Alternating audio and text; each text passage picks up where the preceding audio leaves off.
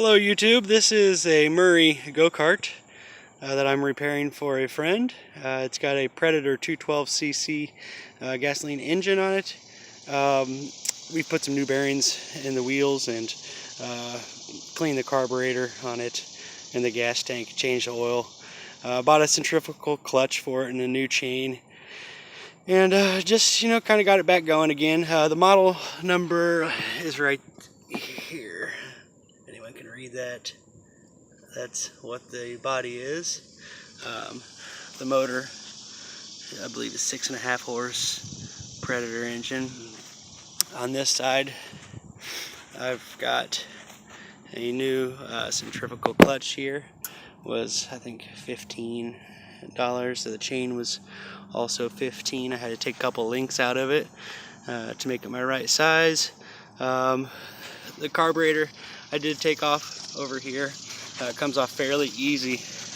These two screws right here, or excuse me, these two nuts come off, and then everything pulls off, and pretty self-explanatory. A little carb cleaner, clean it all out, and then put it back together. An on and off switch here. We can go for a little ride.